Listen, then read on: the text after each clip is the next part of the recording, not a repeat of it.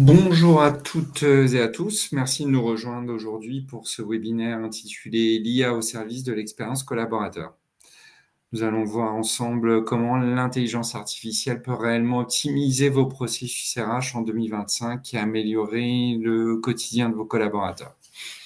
Je vous propose d'attendre quelques instants encore, petite minute pour laisser le temps aux derniers participants de se connecter tranquillement. Installez-vous confortablement, on commence dans un instant. Merci.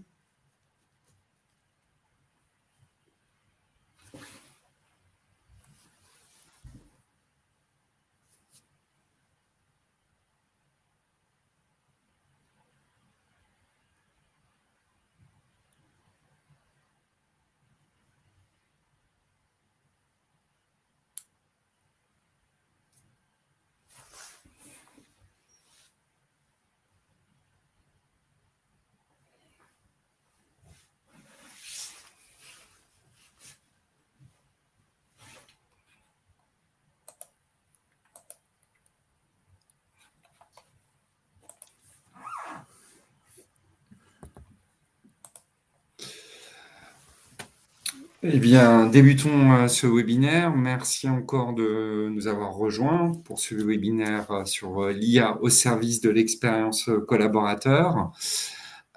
Comment optimiser vos processus RH en 2025? Ce webinaire est co-organisé par Talentia et Inouï Consulting, deux partenaires engagés dans la transformation digitale des fonctions RH. Je suis Guillaume Cresciani, avant-vente chez Talentia, spécialisé sur l'activité ressources humaines depuis plus d'un an et demi. Et j'accompagne les entreprises dans le choix et la mise en œuvre de solutions RH en réponse à leurs enjeux de digitalisation et d'optimisation des processus. Aujourd'hui, je suis ravi de vous présenter des cas d'usage concrets illustrant comment l'intelligence artificielle peut transformer l'expérience collaborateur. Et je serai accompagné de David Gagon, que je laisse se présenter. Bonjour à tous, donc moi David Gacon, je suis en charge d'une nouvelle marque conseil qui s'appelle Inouï Consulting, qui est une nouvelle activité que développe le groupe Arago Consulting, spécialisé dans tout ce qui est mise en œuvre historique de solutions autour de ressources humaines et gestion des voyages et notes de frais. Et je suis également ravi de participer à ce webinaire avec vous. Eh bien, merci David. Débutons par notre programme de ce webinaire. Nous commencerons par un état des lieux, où en est l'IA dans le monde RH aujourd'hui. Ensuite, nous verrons pourquoi l'intelligence artificielle représente une vraie opportunité pour les fonctions RH. Et nous vous présenterons deux approches complémentaires pour intégrer l'IA augmentée dans vos processus RH. Enfin, dans une seconde partie, nous enchaînerons avec une démonstration de notre assistant virtuel Théo embarquant HR Copilot, un exemple concret, des exemples concrets de ce que peut faire l'IA pour vos équipes RH. Et vous proposerons justement plusieurs cas d'usage pragmatiques basés sur des problématiques rencontrées sur le terrain. L'objectif étant de vous inspirer, mais surtout de vous donner les pistes concrètes à appliquer dès demain dans votre organisation. Alors, première, David, pour l'état des lieux. Oui, alors tout le monde en parle, hein, l'intelligence artificielle, c'est le nouveau mot, la nouvelle mode depuis maintenant quelques années. Donc on ne peut pas démarrer un webinaire sans repartager quelques chiffres, ne serait-ce que pour au moins prendre conscience de quoi on parle et donc de quelle magnitude. Hein. En 2021, donc concrètement avant-hier, hein, on était sur un marché qui était estimé à une centaine de millions de dollars. Qui actuellement, en 2025, est estimé à environ 300 à 400 milliards de dollars. Donc, on est déjà sur une croissance exponentielle. Et on parle de 1500 milliards de dollars à horizon 2030. Donc, en l'espace de même pas 10 ans, en fait, de quelque chose qui, alors, je ne vais pas dire n'existait pas, mais en tout cas qui était plutôt embryonnaire, à vraiment au cœur et en pleine préoccupation de tout le marché de l'industrie. Donc, ne pas ignorer en fait ceci serait un vrai défaut. Côté entreprise, alors beaucoup en parlent, effectivement, on dit aujourd'hui environ 3 sur 4 ont fait ou font des expérimentations sur l'IA, pas forcément d'ailleurs en premier lieu sur les ressources humaines. On cherche d'abord à modifier son outil de travail, ce qui est vraiment cœur business. Mais sur le même principe, il y a un consensus pour dire actuellement, il faut absolument envisager ce virage.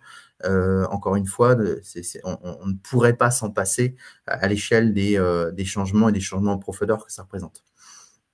Si on peut aller sur le slide suivant, donc du coup, si on regarde maintenant plus spécifiquement pour les ressources humaines, on a aujourd'hui quelque chose. Alors, comme toute révolution industrielle, c'est aussi une opportunité. Ce qu'on prévoit aujourd'hui, c'est à horizon 2030 la création de 170 millions de nouveaux emplois. Donc, clairement, un vrai potentiel de croissance ou de développement de nouveaux secteurs d'activité. On parle aussi d'une transformation et donc du coup d'une disparition de 92 millions de postes. Donc si on voit le verre à moitié plein, on peut se dire on crée quand même 78 millions de nouveaux emplois à l'échelle de la planète. Mais la réalité, et ça je pense que je vais rien apprendre à personne, c'est qu'on sait aussi que dans nos organisations, tout le monde n'est pas capable forcément de prendre ce virage. On a aujourd'hui des activités, voire au-delà de ces activités, des postes qui sont ou pourront être potentiellement complètement remplacés par l'IA. Avec des personnes qui n'auront pas forcément la capacité justement de prendre ce virage, qu'on pourra développer de nouvelles compétences, mais seront-elles à même ou les bonnes personnes pour faire ces métiers de demain? Donc, un vrai enjeu et un vrai défi pour les ressources humaines. Ouais. On peut aller sur le suivant, Guillaume. Donc, du coup, pour les ressources humaines, pour les ressources humaines comme pour beaucoup de métiers d'ailleurs, hein, l'intelligence artificielle, on se l'applique déjà dans notre quotidien, mais on parle d'une forte automatisation, 30% des tâches actuelles des entreprises, donc c'est quand même colossal, hein, sachant que tous les métiers ne sont pas des métiers sujets à un impact de l'IA. Donc, on dit quand même qu'à quasi un tiers des tâches, des activités d'une entreprise vont être impactés, automatisés ou semi-automatisés par l'IA. Encore une fois, on parle de ces emplois et de création d'emplois qui, pour certains d'entre eux, n'existent pas encore. Et effectivement, des emplois qui vont être fortement impactés ou complètement disparaître. Alors, encore une fois, 2030, on a du temps, on a encore du temps pour envisager ce virage et voir comment progressivement adapter nos organisations, hein, et beaucoup de personnes voient ça comme étant un mur. On n'en est pas là, et loin de là. Aujourd'hui, l'IA, c'est vraiment une opportunité pour faire mieux. Déjà, faisons mieux grâce à l'intelligence artificielle, ce qu'on ne fait pas bien, ce qu'on n'aime pas faire, et on a un vrai moyen de faire un parcours avec nos collaborateurs et nos organisations, qui est un parcours constructif et pas forcément relayer un message que certains peuvent parfois amplifier comme étant très cynique sur le sujet. Donc, encore une fois, ça serait pas raisonnable d'ignorer tous ces changements, mais aujourd'hui, on est quand même sur des changements qui apportent beaucoup en qualité de service, en automatisation. On y reviendra un peu plus tard, dans nos processus RH notamment, plus que, en tout cas, ça ne détruit de valeur. Absolument, David. Et effectivement, l'IA peut aussi être envisagée pour répondre à cette date et d'objectif 2030, puis aussi comme un outil à la fois la prédictivité, l'expérience collaborateur, mais également comme un outil qui peut servir pour des profils plus managers ou RH, comme un outil d'aide à la décision. Voilà, pour obtenir des synthèses, des analyses, voire des suggestions d'actions pour développer les talents par les RH. Je vais passer au slide suivant. Je considère que en tant que fonction ressources humaines, on a vraiment deux rôles dans l'entreprise. Alors, le premier qui semble évident, et c'est celui qu'on va dérouler au cours de ces webinaires, c'est vraiment de se l'appliquer, hein, encore une fois.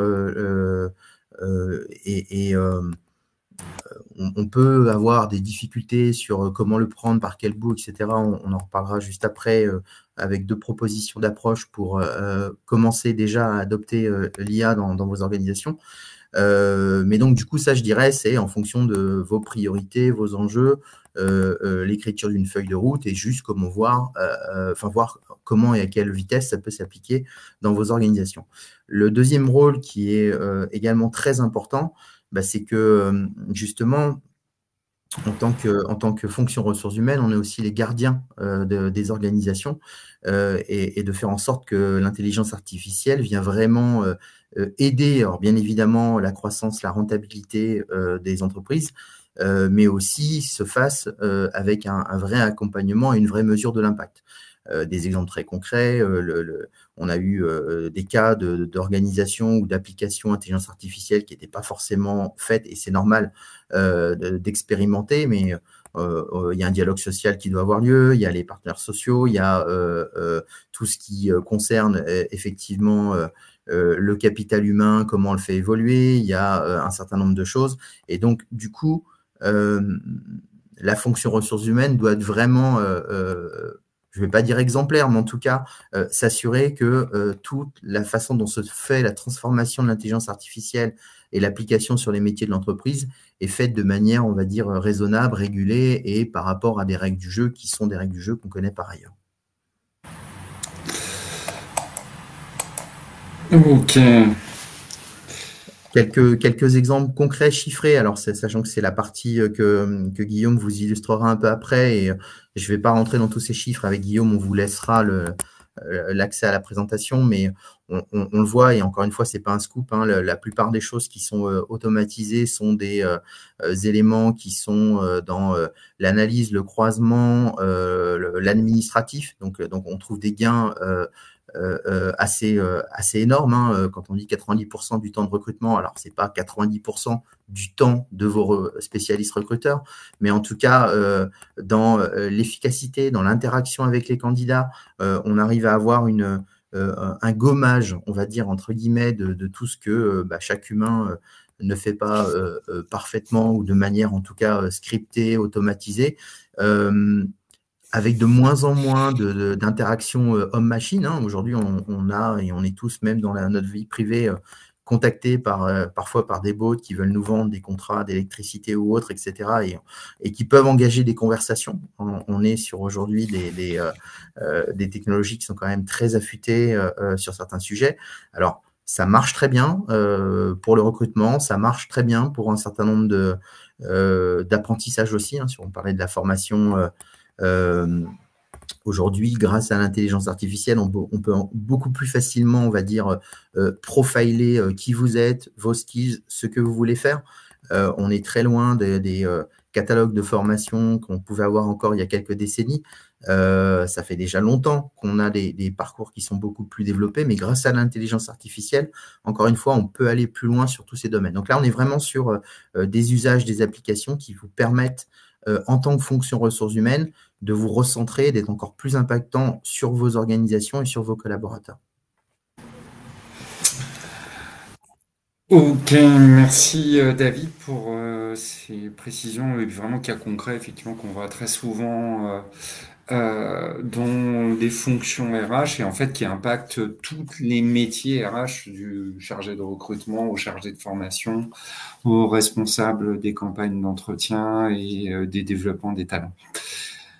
David, je crois que tu voulais aussi aborder les approches possibles concernant oui, alors, la mise en œuvre de l'IA générative au service des RH. Exactement. Aujourd'hui, alors par quel bout le prendre? Et il n'y a pas forcément une réponse unique à tout ça, mais donc on vous propose au moins deux approches qu'on a pu voir et éprouver. Donc la première, c'est, testons-le, hein, une approche qu'on appelle nous pragmatique ou opportuniste, c'est identifier déjà par rapport à votre organisation des points qui sont aujourd'hui des points soit saillants, on parle de cailloux dans la chaussure, mais donc du coup des choses qui sont plutôt des dysfonctionnements ou de l'insatisfaction, et commençons par les traiter, ceux-là. Il y en a beaucoup, notamment autour du recrutement, mais pas que, mais beaucoup qu'on peut déjà solutionner, améliorer grâce à l'intelligence artificielle.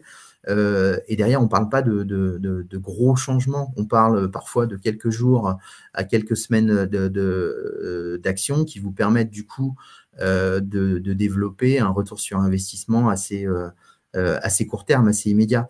Vrai pour vous, vrai pour vos organisations, et du coup ça crée une dynamique positive de à la fois on se l'applique, hein, et c'est vrai que tout le monde en parle, donc c'est aussi bien de pouvoir se dire qu'on le fait, mais aussi du coup pouvoir insuffler un changement, et encore une fois pas forcément par l'intelligence artificielle va nous voler nos emplois, mais plutôt ça nous aide à être meilleurs dans notre quotidien.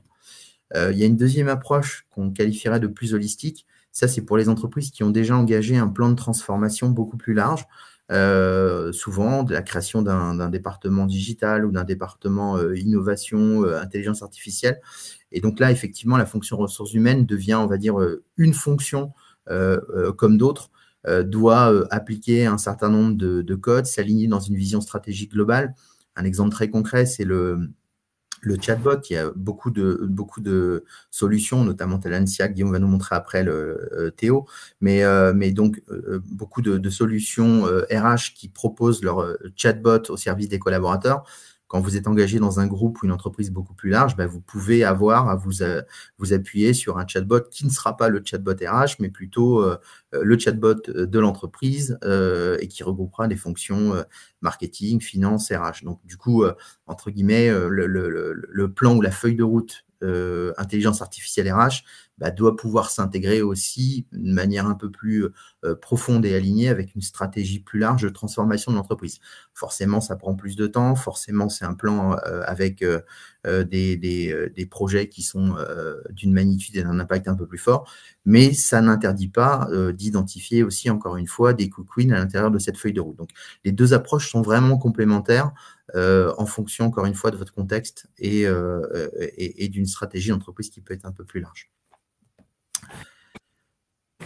Ok, merci David, c'est très intéressant. Et justement, pour illustrer l'approche pragmatique dont vous venez de parler, que je vais illustrer dans quelques instants avec quelques cas d'usage, je souhaitais au préalable vous présenter l'assistant virtuel Théo et allié à Hatcher Copilot.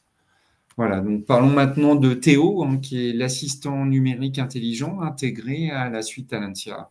Théo, c'est au cœur de nos propositions de valeur en matière d'IA appliquée au RH.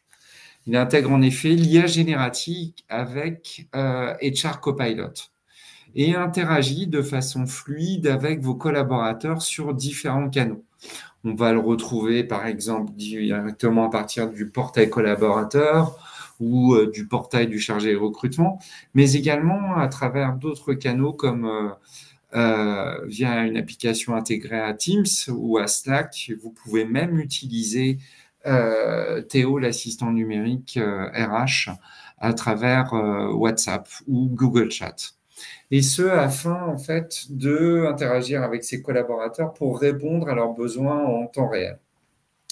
Que ce soit pour poser une question RH, que ce soit pour initier un processus ou accéder à une information, Théo rend les échanges plus naturels, plus accessibles et surtout plus efficaces. C'est une nouvelle manière, en fait, de concevoir la relation RH pour vos équipes et vos collaborateurs, quel que soit le profil. Alors, ce qui rend Théo aussi puissant, c'est son intégration dans un écosystème SIRH complet. Il repose également sur des technologies avancées comme Microsoft OpenAI, qui est intégré à Théo, Microsoft Cognitive Service ou encore Agora, ce qui lui permet de comprendre, de traiter et restituer l'information RH de manière pertinente. Concrètement, en fait, Théo est présent sur l'ensemble des modules de la solution Talentia HCM, que ce soit le recrutement, la gestion des carrières ou encore les révisions salariales et bien entendu tout ce qui est formation et développement. Ça signifie que chaque processus RH peut bénéficier de l'intelligence augmentée, que ce soit pour automatiser, pour assister ou tout simplement fluidifier l'expérience collaborateur. Théo devient un véritable copilote RH capable de s'appuyer sur des documents, des politiques internes ou de vos données RH, tout en bénéficiant aussi d'informations ou de benchmarks qu'on pourrait retrouver sur le web. Alors, Théo s'adresse effectivement, intégré au sein de la suite Talentia HCM, à tout profil. Un profil RH, là aussi, pour lui apporter en fait des outils facilitant la productivité et la continuité du service RH. On verra ça avec quelques exemples concrets dans un instant. Mais également pour un profil manager, ça peut être de l'aide à la décision pour détecter un risque de talent, ou d'avoir un bilan sur RH sur un collaborateur. On verra aussi qu'il offre des produits de productivité permettant, par exemple, là aussi, un manager de créer un sondage généré par l'intelligence artificielle à l'intention de ses collaborateurs pour avoir un feedback de ses collaborateurs. Mais également, Théo peut être distribué à tous les collaborateurs en tant qu'employé de votre organisation, là aussi pour offrir une meilleure expérience utilisateur à ce collaborateur et des outils de productivité. Voyons maintenant quelques usages RH pragmatiques, pour reprendre la terminologie expliquée par David précédemment sur cette approche. Et on va commencer par un profil de chargé de recrutement qui peut utiliser Théo et HR Copilot avec l'intelligence IA générative pour générer une offre d'emploi structurée, adaptée à son marché d'emploi et à son secteur d'activité. Démonstration avec cette courte vidéo où on va retrouver ici un chargé de recrutement face à son tableau de bord des offres d'emploi et qui, au lieu de remplir un formulaire d'offres d'emploi, va utiliser Théo ici en lui précisant en langage naturel quel est le nom du poste et quelques éléments complémentaires, par exemple sur votre secteur d'activité et le nom de votre entreprise, pour vous faire une proposition d'offre d'emploi que vous allez pouvoir ajouter dans votre descriptif et ensuite publier automatiquement sur votre site intranet, dans la page carrière, mais également sur votre site institutionnel pour des candidats externes ou encore sur différents job boards. Et on retrouve ainsi l'offre d'emploi disponible pour le chargé de recrutement à partir de son tableau de bord des offres d'emploi, mais également à partir de votre site web institutionnel dans votre rubrique carrière pour permettre à des candidats externes de publier, ou encore sur le portail du collaborateur en intranet pour toutes les offres d'emploi qui seraient publiées sur le site carrière de votre intranet. Autre exemple concret, excusez-moi, voilà, maintenant plus dans la suite d'une offre qui serait publiée sur l'intranet et la page carrière pour favoriser la mobilité interne des collaborateurs. Et également, un collaborateur pourrait utiliser pour postuler à l'offre d'emploi qui vient d'être créée, mais également pour recommander un candidat, faire de la cooptation pour une offre d'emploi publiée en interne et en externe.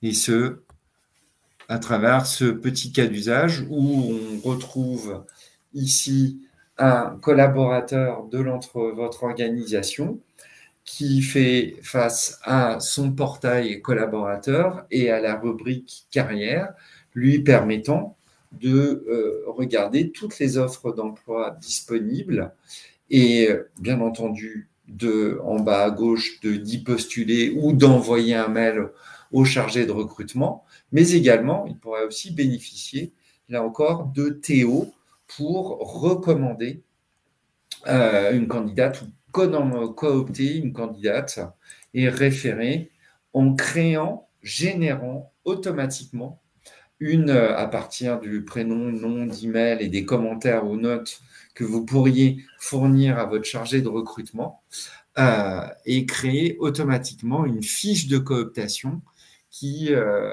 est envoyée directement au chargé de recrutement.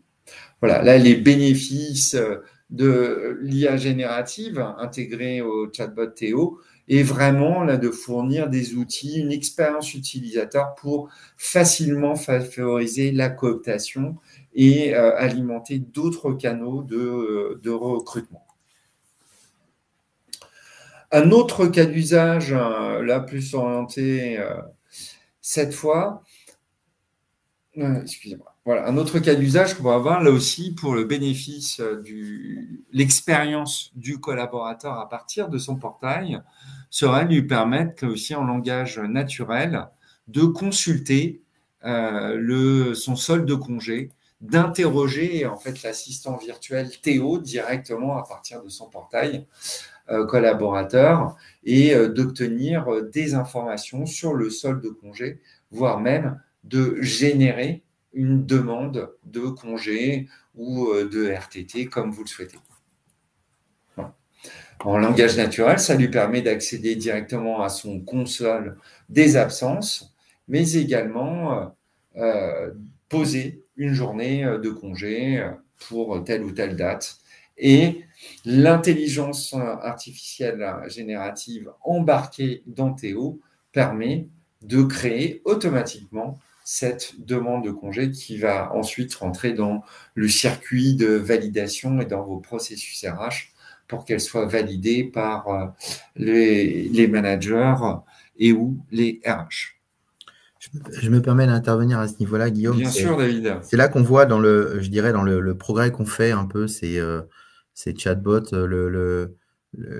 l'apprentissage et un exemple très concret derrière. Hein, on dit toujours on passe de bot à agent. Hein. Il y a quelques années, on était sur, on va dire, des réponses assez binaires, assez statiques. Donc mon réglementaire d'entreprise, mon nombre de jours de congé.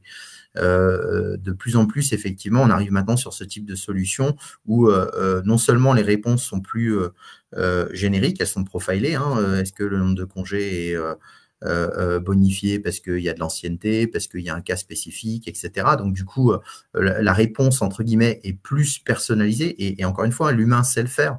Mais on n'a pas tous dans nos organisations à la fois des assistants complètement autonomes qui maîtrisent complètement ce réglementaire avec l'ensemble des spécificités, on va dire. Donc, le chatbot arrive déjà par cette connaissance et de l'individu et de la technologie et du réglementaire à faire des réponses de plus en plus profilées. Et effectivement, la cible, c'est ce que tu dis, c'est que là où aujourd'hui, alors les absences, c'est un process RH sur lequel on vient assez régulièrement, mais on sait tous, on a des process RH sur lesquels on vient une fois, 2 fois par an, et c'est toujours une tannée de se rappeler de son mot de passe, de l'ergonomie et de tout ce qui va autour. Aujourd'hui, grâce à l'intelligence artificielle, on va un cran plus loin, on peut, avec des phrases et des mots simples, en fait, améliorer l'expérience de nos utilisateurs, collaborateurs, managers, professionnels RH, et donc du coup, entre guillemets, se dédouaner de tous ces sujets, on va dire, les bobos de la digitalisation du process RH, où pour le coup, on est vraiment sur du service pur. Et c'est vraiment ça ce que nous apporte l'intelligence artificielle. Ben, c'est intéressant ta remarque, David, puisqu'on pourrait aussi, par exemple, reprendre là le cas d'usage qui va montrer sur l'agence, le modifier en fait un petit peu le cas d'usage pour pourquoi pas intégrer des questions-réponses générées par l'IA générative sur la législation concernant les jours de congé ou les absences, pour permettre effectivement d'améliorer l'expérience collaborateur, voire même créer en fait des parcours collaborateurs pour se déployer. Tiens, comment je dois faire pour poser une journée de congé ou mettre à jour mon permis de conduire ou ma carte d'identité ou tout document utile. On pourrait là aussi ou accéder à des documents qui seraient en libre service. Voilà, tout ça peut être fait à partir de la plateforme et la suite Talentia HCM, justement pour améliorer le service proposé et l'expérience du collaborateur. Donc, je vais illustrer justement à travers peut-être un autre exemple. Par exemple, là, cette fois, plus à destination de profils RH ou de profils manager qui vont permettre par exemple, à un profil RH ou un manager d'examiner ou de demander, d'analyser les principales informations de mon équipe et d'identifier d'éventuels risques sur les talents dans mon équipe. Donc, autre cas d'usage, là, moins orienté sur l'expérience au collaborateur ou la productivité, mais plus sur l'aide à la décision, fournir des informations, des analyses, voire éventuellement faire des suggestions. Et là, je suis sur un portail de manager où, avant de lancer les entretiens, il demande à l'intelligence artificielle et à Théo une aide pour identifier les risques par collaborateur, quels pourraient être voilà, les risques par collaborateur et quels peuvent être aussi des suggestions d'actions pour parachever ces risques. Voilà, ça c'est un cas d'usage qui est prêt à l'emploi, une approche pragmatique offerte à un profil plus manager ou RH. Enfin, là aussi, on pourrait citer d'autres cas d'usage comme celui-ci, obtenir là aussi un résumé ou les faits marquants RH du parcours d'un collaborateur. Là aussi, en utilisant les fonctions offertes de la chatbot, plutôt que d'éplucher tout le dossier collaborateur à travers son historique d'entretien, son historique de formation.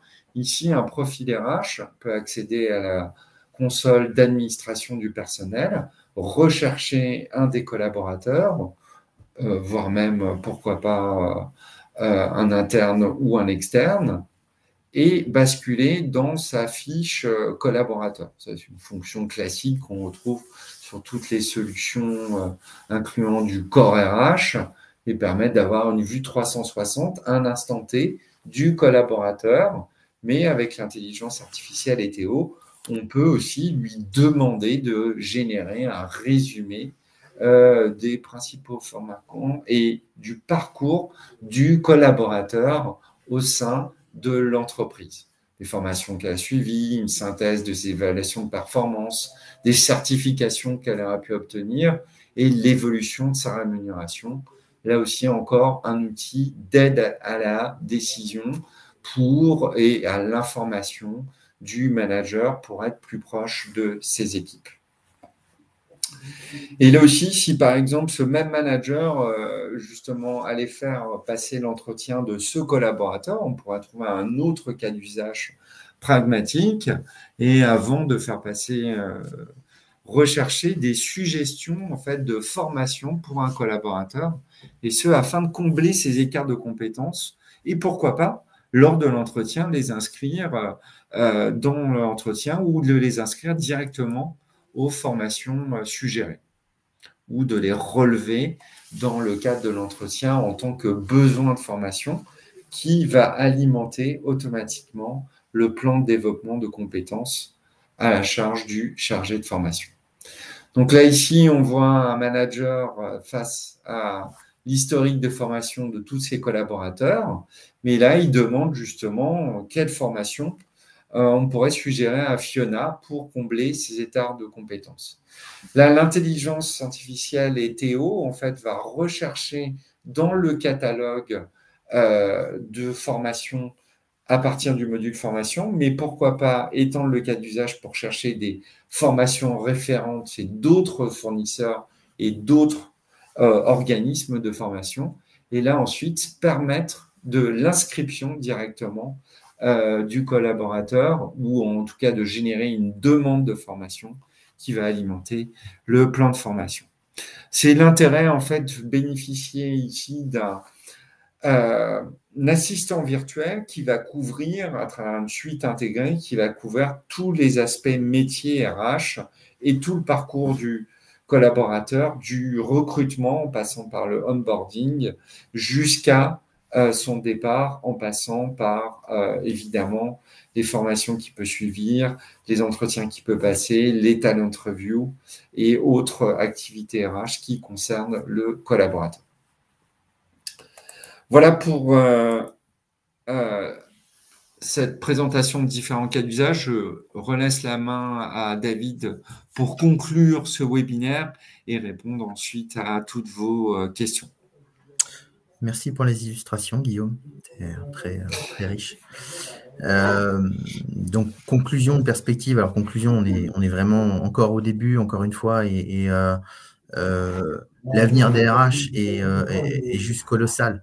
Revenons sur ces deux rôles, le fait d'avoir des relais de croissance, d'opportunité pour améliorer sa fonction, pour être plus proche de ses collaborateurs, pour être plus efficace. Donc, on est passé clairement de ressources humaines, centre de coût, à vraiment centre de solutions et colonne vertébrale de la transformation de l'entreprise. Donc,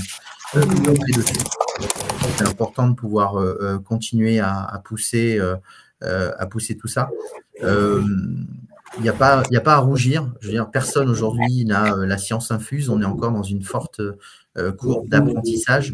On parle de plus en plus d'ailleurs de collaborateurs augmentés ou de RH augmentés ou de fonctions augmentées plus que vraiment d'intelligence artificielle. Pourquoi? Parce qu'on est vraiment sur comment ça nous aide à être meilleurs dans notre métier. Et on a de beaux jours, de belles années pour arriver à vraiment embrasser cette amélioration et pas forcément voir ou penser la partie catastrophiste que certains gourous essayent de mettre en avant. Donc, beaucoup d'humilité. C'est encore une phase avec beaucoup d'apprentissage. La grosse différence, c'est que l'intelligence artificielle apprend vite, plus vite de ses erreurs, de nos erreurs. Donc, du coup, prenez-la avec des applications qui sont peut-être plus modestes, plus détaillées. Alors, bien sûr, les solutions tout intégrées viennent déjà, je dirais, avec une capacité de pouvoir apporter un changement, une modernisation. N'hésitez pas à regarder ça aussi sous un angle plus classique je reviens sur mon caillou dans la chaussure, mais aujourd'hui, on a des process, des hommes, des femmes, des organisations. Donc, du coup, comment tout ça, ça fonctionne ou ça ne fonctionne pas. Et ne serait-ce que déjà regarder comment l'intelligence artificielle vous aide à améliorer, simplifier certaines de ces pratiques. Encore une fois, on est sur des résultats qui sont très court terme. Qui vous permettent de vous l'appliquer, montrer que ça marche et du coup insuffler une dynamique positive. Donc il y a vraiment, on est au début d'un voyage très sympa sur le sujet pour aider nos organisations et notre capital humain à progresser. Oui, merci David. Excellente conclusion. Je voulais juste ajouter à ton propos que justement ce qui est intéressant pour l'avenir des RH, c'est qu'il faut creuser ces cas d'usage pragmatiques ou cette stratégie plus holistique en l'adaptant à vos propres besoins et à vos propres processus RH. Là encore, pour gagner en productivité, pour fournir de l'aide à la décision, pour améliorer une expérience collaborateur et favoriser la rétention de ceux-ci en leur proposant des parcours collaborateurs ou des simples fonctions de libre service qui pourraient être utiles à tout un chacun au sein de son parcours, au sein de l'organisation. Merci à tous. Je regarde si dans le chatbot, il y a le chat participant, vous avez des questions. Non, pas à ce stade. Visiblement, notre présentation a été relativement claire. Vous retrouverez aussi dans le chat participant, si vous voulez en savoir plus sur la solution, Talentia HCM, ce qui n'est pas l'objet d'aujourd'hui, mais plutôt vous montrer des cas d'usage concrets. Vous avez le lien et vous retrouverez également ici les coordonnées des sociétés Inway et Talentia, qui j'ai le plaisir d'animer ce webinaire. Et je remercie tout particulièrement David. Il ne me reste plus qu'à vous souhaiter une excellente journée et à très bientôt, j'espère, pour d'autres webinaires. Merci à tous. Merci.